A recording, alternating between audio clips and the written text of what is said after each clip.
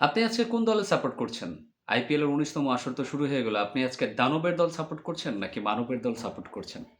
দর্শক আপনি শুনে দ্বিধাদ্বন্দ্বেই পড়তে পারেন যে কে দানব, কেই বা মানব।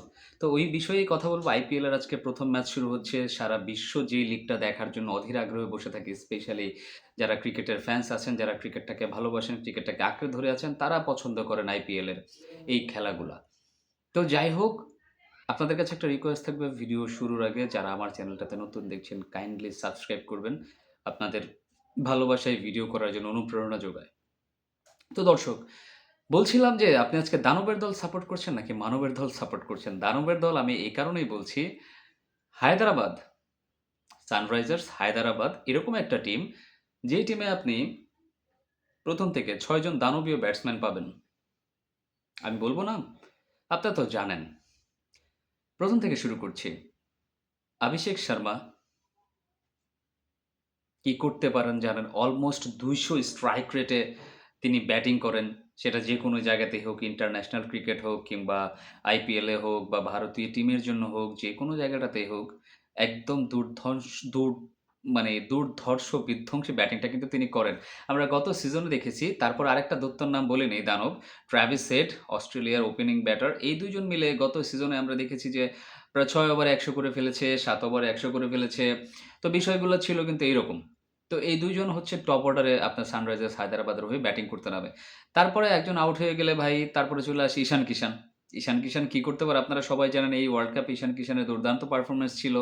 ঈশান কিষান যদি আউট হয়ে যায় ব্যাট হাতে নেমে চলে আসে হচ্ছে আপনার নীতিশ কুমার রেড্ডি। নীতিশ কুমার রেড্ডি যদি আউট হয়ে ফিরে যায় তাহলে সেইখানে চলে আসে হচ্ছে আপনার হেনরিক ক্ল্যাসেন। এইবার আরো নতুন করে যোগ হইছে লিয়াম লিভিংস্টোন। মানে এই যে ৬ জন ব্যাটার আছেন, মানে এরা কি করতে সক্ষম আপনারা প্রত্যেকে জানেন। এরা কিন্তু ৬ মারায় পটু। ভাই ৪ কম মারে, ছক্কাই বেশি মারে। আমার কাছে মনে হচ্ছে আজকের ম্যাচটায় দারুণ একটা খেলা হইতে যাচ্ছে। যেহেতু এম চিন্নাস্বামী স্টেডিয়ামে খেলা হচ্ছে। আমরা এম চিন্নাস্বামী ব্যাঙ্গালোর স্টেডিয়ামে সবসময় দেখে আসছি যে অনেক বেশি রানের ফোয়ারা ছোটে। তো হায়দ্রাবাদ কিন্তু সম্পূর্ণ ভাই ব্যাটিং নির্ভর একটা টিম। দ্যাটস ওয়াই আমি এটাকে বলি একটা দানবীয় টিম। আর যেহেতু টি-টোয়েন্টি খেলা এখন আ আপনার বোলারদের চাইতে ব্যাটসম্যানদের খেলাটাই বেশি প্রমাণিত হচ্ছে। দ্যাটস ওয়াই আমার কাছে মনে হয় যেন হায়দ্রাবাদের এই ব্যাটিং লাইনআপটা একটা দানবীয় ব্যাটিং লাইনআপ, যেটা যেকোনো বোলিং লাইনআপকেই উড়িয়ে দিতে সক্ষম। বাট ভুলে গেলে চলবে না, royal Challengers Bangalore obviously one of my favorite in this IPL। Virat Kohli বলে কথা, যেখানে বিরাট কোহলি খেলবেন সেখানে আমার তো ভালো লাগে একটু বেশিই কাজ করে। আমি জানি না আর কার কি রকম কাজ করে। বাট আমি যে আসলে ব্যাঙ্গালোর সাপোর্ট করছি সেটা কিন্তু ভেবে নিবেন না। আমি ভালো খেলাটাকে সাপোর্ট করি অ্যাকচুয়ালি। একটা ভালো একটা গেম হোক সেটাকে সাপোর্ট করি। বাট আমার কাছে মনে হয় বিরাট কোহলির এই টিমে ঐরকম দানবীয় ব্যাটার না থাকলেও খেলার মধ্যে ইমপ্যাক্ট তৈরি করার মতো অনেক প্লেয়ার বিরাট কোহলির এই টিমে আছে। অনেক প্লেয়ার এই টিমে আছে। যেমন ধরেন আপনার ১ম থেকে শুরু করতে চাই বিরাট কোহলি। বিরাট কোহলির সাথে আছেন আপনার ফিল সল্ট। বিরাট কোহলি তো লিজেন্ড, গোট। তাকে নিয়ে নতুন করে বলার কিছু নাই। আইপিএল এর অনেক রান তিনি করেছেন। হয়তোবা এবারও করবেন। অনেক ভালো ফর্মে ছিলেন। আমরা লাস্ট কিছুদিন দেখেছি ওয়ানডেতে। তারপরে সেই ফর্মটা যদি তিনি ধরে রাখতে পারেন আইপিএল, আমার কাছে মনে হয় যেন তার জন্য অনেক ভালো কিছু অপেক্ষা করছে। ফিল সল্ট অবভিয়াসলি বিশ্বকাপটা ভালো যায় না ফিল সল্টের। বাট ফিল সল্ট যেকোনো সময় যদি জ্বলে ওঠেন সেটা বিপজ্জনক হইতে পারে যেকোনো দলের জন্য, অপোজিশন টিমের জন্য স্পেশালি। তারপরে তার সাথে আছেন আপনার রজত পাতিদার, আপনার রয়্যাল চ্যালেঞ্জার্স ব্যাঙ্গালোরের ক্যাপ্টেন।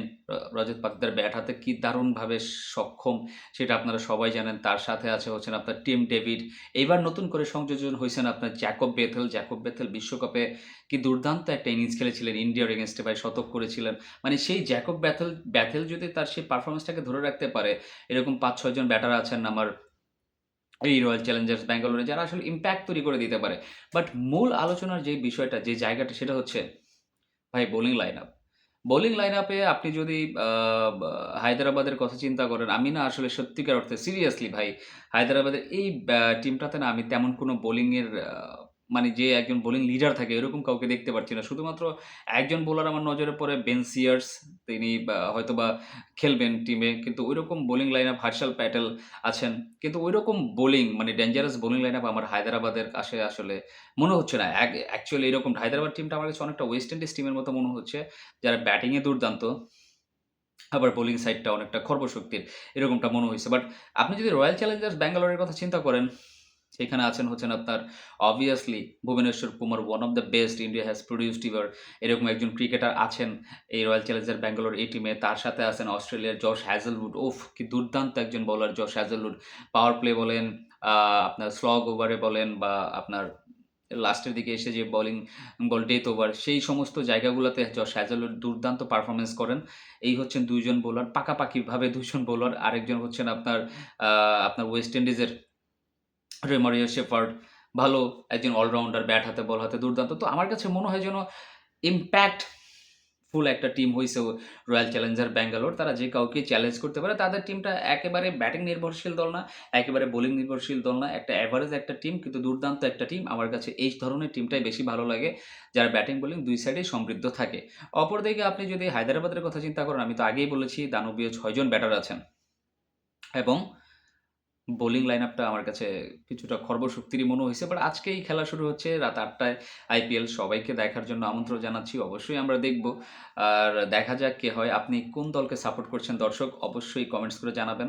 আপনার একটি কমেন্টস, আপনার একটা রিঅ্যাকশন ভিডিওতে সত্যিকার অর্থেই ভিডিও করার জন্য অনেক বেশি ইন্সপিরেশন যোগায়। সবাই ভালো থাকবেন, সুস্থ থাকবেন। আসসালামু আলাইকুম।